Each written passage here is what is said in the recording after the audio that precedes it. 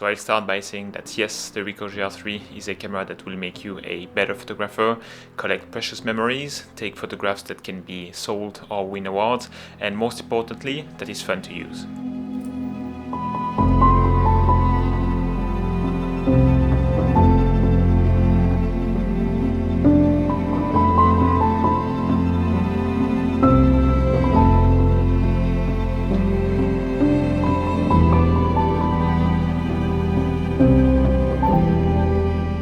But it does not come with some nuances and less positive points, and I've been using it for almost 2 years, and I will share my experience, impressions, or long-term review, whatever you want to call it, about the RICOH GRIII, and reply to some frequent questions I had since I started sharing about the GR3 online. For the specs, if you want to know the exact details, you can make a quick Google research, and I will only say that is a pocketable, fixed-lens APS-C sensor camera, and that is already an awesome point and one of the biggest strengths of this camera. Being able to carry such a big sensor in a pocket is absolutely phenomenal, and about the pocketable factor, it is literally the case. It is not playing with words, it fits in a pretty tight jeans pocket. We know that not all sensor and lenses are made equal, but the ones in the RICOH GR3 are very good. The colors and dynamic range captured by this APS-C sensor are nice. Even today, thousands and thousands of photos later, I am still impressed and excited to edit my pictures taken with the GR3 thanks to how malleable they are. You can really push and pull colors and exposure very far. And the lens too. I have the original GR3, which has a 28mm equivalent lens, and it will get you very sharp and crispy images from 2.8 all the way to f16. The distortion and vignetting are also very well controlled, and the lens correction profile is available on Lightroom, so it is up to you to go for a fully corrected look or keeping the natural vignetting and distortion of the lens. On a less technical aspect, 28mm is a good focal length to grow as a photographer. First, it is a very versatile lens that will let you take pictures of just about anything. Good for streets, landscape, contextual portraits, and everyday life. As you can use it in pretty much all situations, you will be more likely to bring the camera with you and shoot whatever you see. And every more rep, every more click is a step closer to be a better photographer. 28mm is quite wide, and it will come with its amount of challenges that will push you to be more creative and selective to come up with good composition, and that is a good exercise to speed up your progression as a photographer.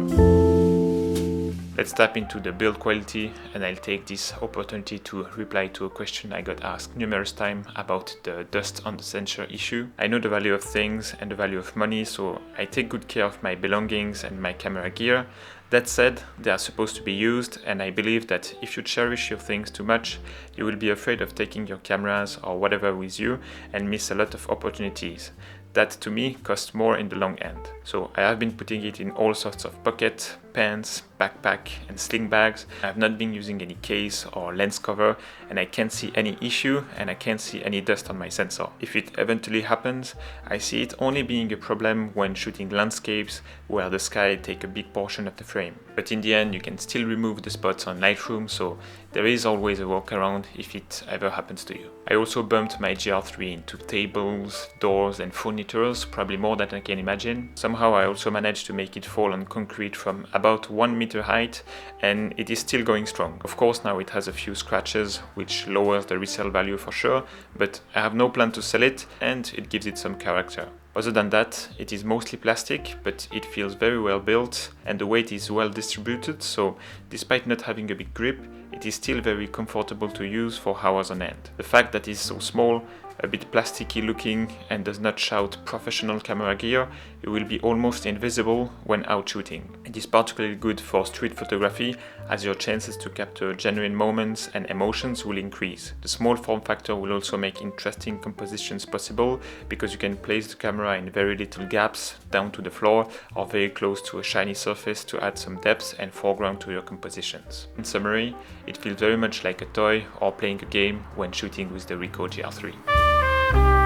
That is a good segue to talk about the camera ergonomics, and given the size, it has only a few buttons, but they are placed in a smart way and there is a good bunch of customization possible to fit your style of shooting. I am quite convinced that you will take way better photos with a camera that you know and that is easy to use than with a technically better and more advanced camera that you have no clue about. I have videos about my daytime and nighttime shooting setup that I would encourage you to watch to take inspiration from, but ultimately you should use the camera long enough to know what you need and adjust your setup accordingly. The key takeaway here is that despite the minimal package, it has enough switch and button so that you will find a way to use the camera smoothly and efficiently.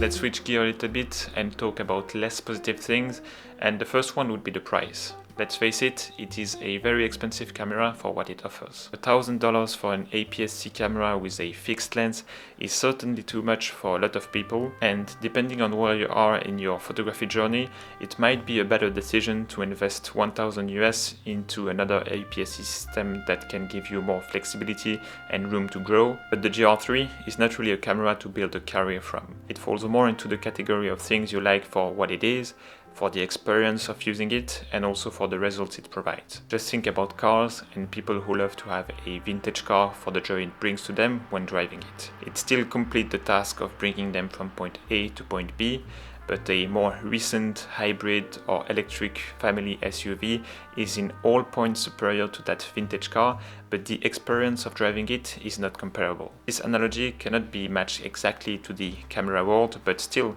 if we consider the more fun to use camera spectrum that contains the GR, the X100V and others, the GRs are really good and probably better priced than other options and actually available, which is a very important point. The LCD screen is quite bad to review your pictures, but interestingly I cannot say that the LCD is bad as a whole, because in terms of brightness it has different level of brightness, and the brightest one is quite brighter than what I have on my XE4 or my Sony a7 IV. The touchscreen is also very responsive, almost comparable to recent smartphones, but the big problem is when you review your photos. I don't know if it is a question of resolutions or colors rendering, but I often find myself thinking that all my photos look like crap, but once I upload them on my computer and review them on a big screen, the feeling is totally opposite. So don't trust the LCD to judge your photos during a photo session, trust your eyes and how you perceive a scene. You can look at the LCD to check your exposure, check your highlights and things like that, but don't review the quality of your pictures using the LCD screen. This leads me to my last and probably favorite point about the RICOH GR3, and it is simply about the images it takes, or more so, the raw files. I am someone who loves almost every aspect that forms the thing we call photography, and one of them is editing. For me, it is a crucial step to fine-tune your images and bring to life the vision you had while shooting. Camera sensors are better and better at gathering information. Some of them also offers good solution to deliver fully developed images in the form of JPEGs, but the only way to really get what you wanted from a scene is shooting raw and editing your pictures. I love the process of editing, not only because of the results I can get, but because of the activity itself. It is very much something you can dedicate yourself for hours on end and get into the zone. And the files captured by the GR3 are such a pleasure to work with. As mentioned before, they have all the dynamic range and color richness you need to push your images in one way or another. One thing I can't explain the reason why is how smooth and easy they are to process for Lightroom. Zooming in and out, pushing and pulling the sliders can be done with so little latency that the editing experience gets more enjoyable. And if you like one thing more, you will do more of it and naturally get better at it. So in a sense, we can almost tell that the RICOH GR3 made me a better photo editor. I've been asked about the snap distance priority mode.